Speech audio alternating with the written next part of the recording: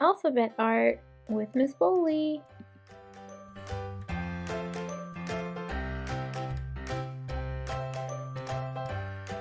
Why are we doing this? Well, we're connecting our art with our letter learning. We're also creating art where we've spent time and paid attention to the background, and we're going to be using overlapping shapes to create our art for this assignment. Alright, so what is a background? Well, it's all of the things in the artwork that are far away from the viewer. So in this picture we see mountains and clouds are the background. And overlapping is when we have two shapes where one is behind the other. So the shape that's in the back is farther away from the viewer.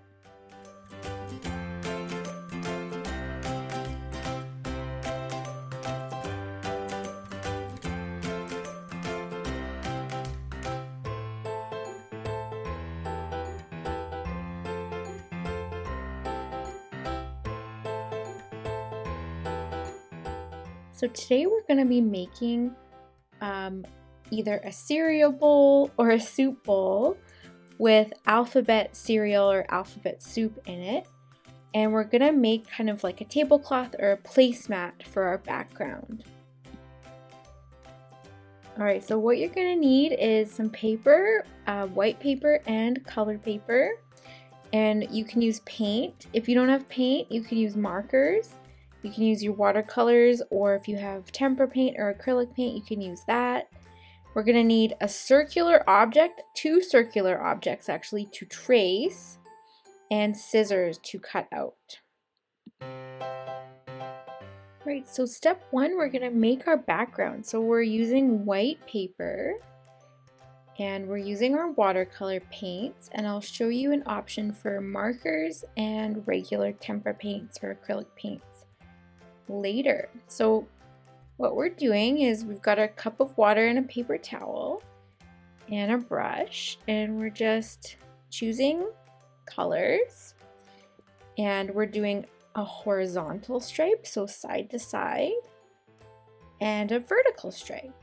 And we're kind of making, you know how sometimes tablecloths or placemats will have like a checker pattern of squares?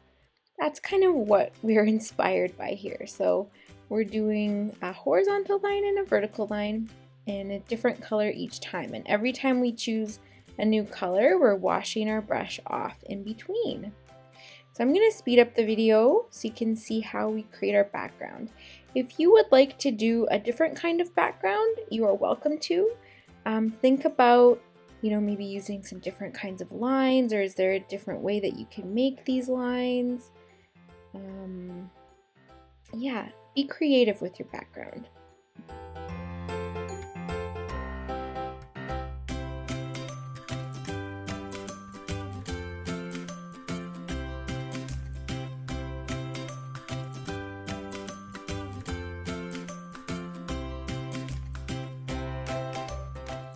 One thing you want to think about while you're doing your background is you want to try to fill up the backgrounds. We don't want to have too much white space. Alright, so another option that you could try is you could try some finger painting on your background. So here Olivia is doing some similar technique or similar pattern. She's doing a horizontal line and then a vertical line. She's just using her finger and she's using some paint. So that's another option. You could always do the same kind of thing but using a brush or using a different object. But remember, we're trying to fill up the space in the background, and we're trying to use different kinds of lines for our background as well. Horizontal, vertical, things like that.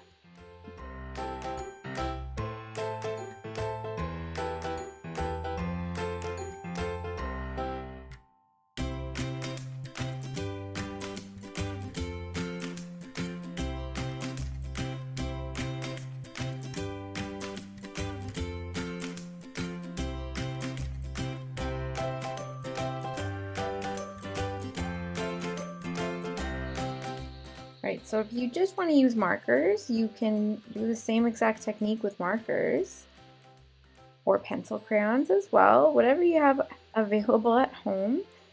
And instead of doing just straight lines, you could think about doing a wavy line or a zigzag line or a dotted line, kind of going back to the beginning of the year and looking at some of those types of lines that we learned about.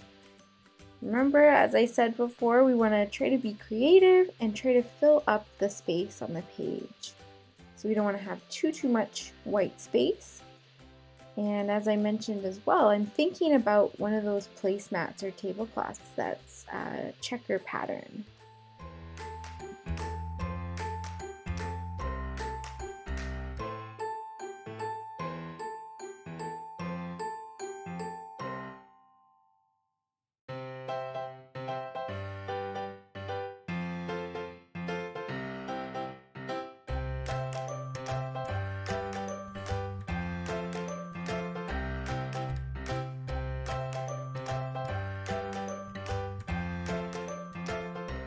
Right now we've got our backgrounds done. We're going to use a circular object and a colored sheet of paper. So this colored sheet of paper is going to be our bowl. So we're going to trace around our circular object. I've found an object that kind of fills up the whole page, but you can just use what you have at home. And then we're going to cut it out. All right, it's all cut out. So now we're going to use a white sheet of paper. So we're using white because we're making cereal, and the white is going to represent the milk. But if you want to make soup, you could use maybe like a red piece of paper or whatever color you wanted your soup to be. So we're tracing around a smaller circle, and then we're going to cut out that smaller circle. So this is going to be our bowl with the milk in it. And then we're going to draw our alphabet cereal on top of the white piece of paper.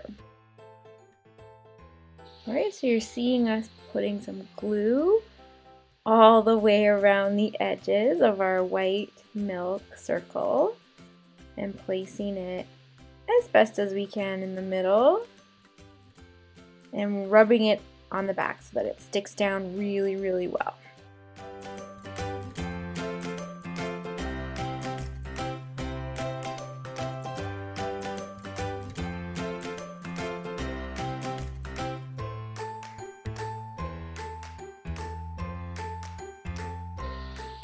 Alright, now we have our bowl with our milk. We're going to use a pencil. If you want to use markers directly, you can, but we're using a pencil first, and we're just going to write all of the letters of the alphabet out. So we can make them kind of a bit smaller than that so that we can make sure that they all are going to fit in our bowl. So just make, and we're not going to write them all in order. We're going to put them all around, so as if the alphabet got all mixed up with our cereal bowl, and some of the letters could even be sideways or upside down, but they're not going to be all in order beside each other.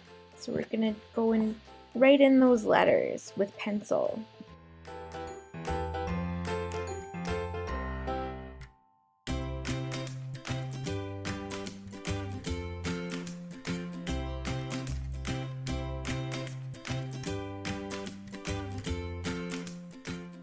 Alright, and then when we're happy with how it looks, then we're going to use a variety of different colors. So we can use lots and lots of different colors to go over top of our letters with marker.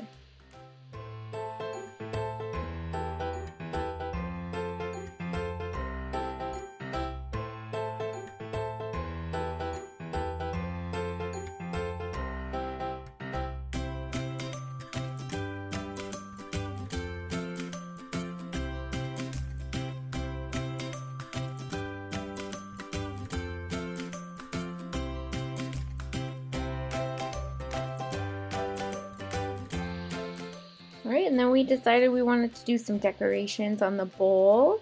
So we did a red stripe all the way around.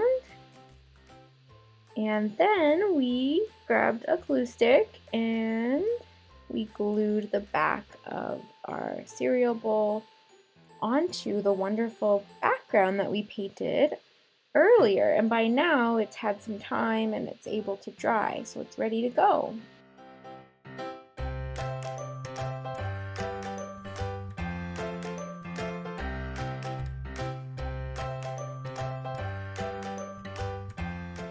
And there's our finished art piece. We're gonna add a spoon when we upload it into the Google Slides gallery.